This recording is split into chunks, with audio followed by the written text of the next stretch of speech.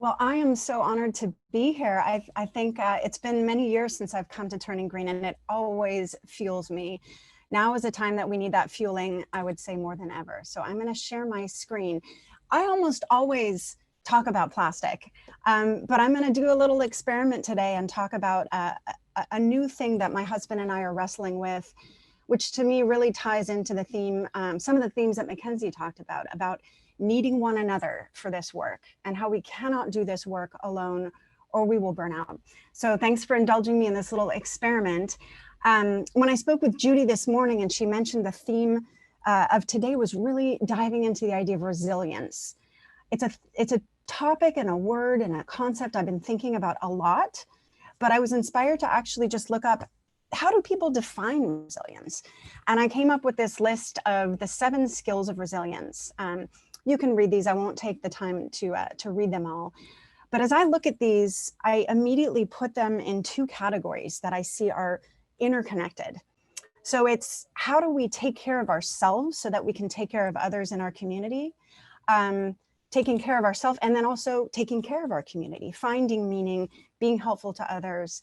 And when I think about my own life and how much those 2 pillars really prop each other up, I'm really struck by how it helps and fuels and feeds us to be of service to others. And at the same time, and especially during these times, if we don't take some time to do some self-care and really refuel ourselves, it's difficult to be of service to others because we will burn out. So I'm going to talk a little bit about my journey with plastics. I also threw dinosaurs in there. You might be wondering what the connection is, and I swear I will circle back to that. So as was mentioned, you know, my journey really started with passion on a couple levels. I've been passionate about the topic of sustainability since I was a kid, and opened some unusual doors to follow a passion for this topic of plastic in the oceans that I learned about in 2001. But it was another form of passion that led me on this journey in 2008, and that was having met my now husband, Marcus Erickson. So a quick word on the gyres. I have a feeling, well, I know that this crowd is incredibly educated and you guys know a lot about this already. But I was first learning about this issue of plastic in the oceans and was inspired to go see it for myself.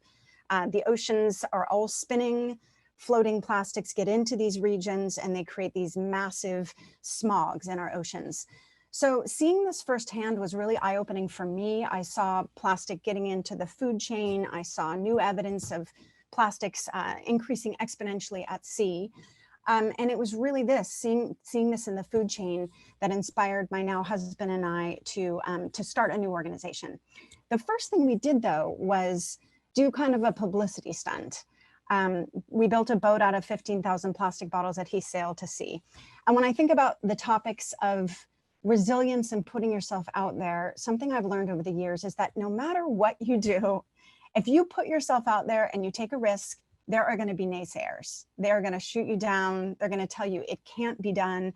And just ignore that because it's inevitable. People will question and doubt. But it's really finding the people that align with your vision and finding those people that fuel and feed you that help us to continue. So this inspired us. You know, we saw new evidence on this trip of plastics getting into the food chain again. Marcus caught this fish and cut open the stomach and found it full of plastic. And we decided we needed to start a new organization to really look at this issue globally. So this was one of our early expeditions. We invited all kinds of people to join us. In fact, you can see that the young man with the hat there is someone that we met, Brett, our eco hero. We met him at Turning Green, and he approached me and said, how can I get on one of your expeditions? And we've become fast friends ever since. He's an amazing individual, and I'm sure some of you have heard him speak. When we started the organization, I became the executive director, and I wrestled with something that I only was able to put a name to at a Turning Green conference when someone else shared the whole idea of imposter syndrome. And I never knew that that was what my anxieties and fears of, like, who am I to be an executive director? I don't look the part. I don't know enough. I'm not ready. I'm not this, I'm not that. You know, some of that I've found to be common with many women in leadership, kind of wrestling with getting that seat at the table. But what I've learned over the years also is that, yes, I am good enough. I don't have all the answers, but I have passion. And what I can do is find much smarter people to surround myself with. We cannot do this work alone. None of us can do this work alone. And as what's referred to in the last presentation, which was so inspiring, is that when we start to put ourselves out there and ask for help, people will come together and we can do this stuff collaboratively. And that has really given rise to our ambassador program. We now have over 1,800 people of all ages around the world in 64 countries who believe in this work and stopping plastic pollution and looking at it with a justice lens and protecting communities. And this network of people really makes our team, which is a very small team, we're only 7.5 people, but connecting with other people, train the trainer. Now at age 47, I can move into more of a mentorship role, and exactly what was talked about before. And this is what gives us the strength and the ability to move forward. So we've done a lot of science work. I'm going to skip through this quickly to really document how much plastic is out there and what impact is it having. We went into the Great Lakes. I'm just going to share a story that also had some takeaways for me to do research on plastic outside of an ocean environment, because we all need healthy oceans, but not everyone lives on a coastline. And what we found there was evidence of plastic from microbeads from personal care products. And it was what we collectively, not we 5 gyres, but we, a much larger movement, were able to do.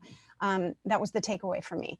So we thought at first when we published the science, done, we're going to go to Johnson & Johnson, Procter & Gamble, and they're going to say, oh, we're so sorry, we're going to change our ways. But that is not what happened.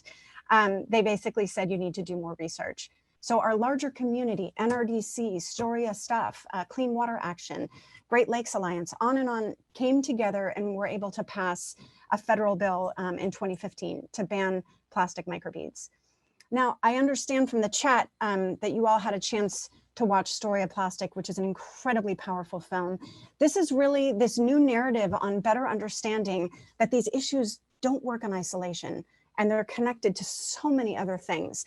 This has been a huge learning experience for me over the last 5 years to see, one, that plastics as a fossil fuel-based product are tied to climate change, tied to climate justice. The photo that you see of a young family walking surrounded by refineries is a photo I took in my own backyard in Los Angeles. After doing a toxic tour in Houston, I did a toxic tour in my backyard, and there you see plastic pollution, fossil fuel extraction, and environmental racism hit you in the face, because it's always communities of color and marginalized communities where this activity takes place. This, coupled with a worldwide shift in our plastic recycling. This is a photo from a recycling facility in Seattle where plastics are just being stockpiled because China said no more of your dirty mixed plastics. And it has caused us to really take a deep look at what is working. And it's not recycling. I think you all know this. It's really getting a handle on a just transition off of fossil fuels. So there's a lot more I could say about the current work we're doing, but now I'm going to share the experiment. So on my first date ever with my now husband, we hatched a dream that we're trying now to come back to that original dream. And that was to start a network of science-based sustainability centers around the country, starting in Lusk, Wyoming. So every year, nothing to do with 5 gyres, we take students and teachers and friends out to the field in Wyoming to dig for dinosaurs. Marcus, my husband, wanted to be a paleontologist before he went into oceans. And I love this so much because thinking about resilience and time, when I'm out in the field looking at bones that haven't been uncovered for 65 million years, it makes me realize we're part of this huge continuum. And although it feels like we're in this extreme urgency right now, which we certainly are, looking at geological time makes me feel a little bit more comforted that we have been here before and we can get out of here. So starting in Wyoming, we are working to build a nature and science center. And the reason for this town in Wyoming is in California, I find my people very easily. But how do you talk to folks in Lusk, Wyoming about climate change when you cannot use the word climate change, or you immediately will polarize people on political grounds. But yet we have common ground. We all want clean water, clean food, healthy environments for our children and the next generation. So how do we find common ground with people we don't necessarily see eye to eye with? Our vision is to build a network of these science centers where the dinosaurs can be the theme on extinctions, but where we can show people this is what permaculture looks like. This is how we grow food. This is what it means to have local reliance on energy systems and water systems. And this is what it can look like in action. So I will stop there. That was a quick all over the place, but I guess just for me, the most important thing and what fuels me is being able to join young people like yourselves, seeing that you all are finding these connections and realizing that we need each other to do this work or we will burn out. So thank you for the opportunity to share. And I'm always so inspired by Turning Green.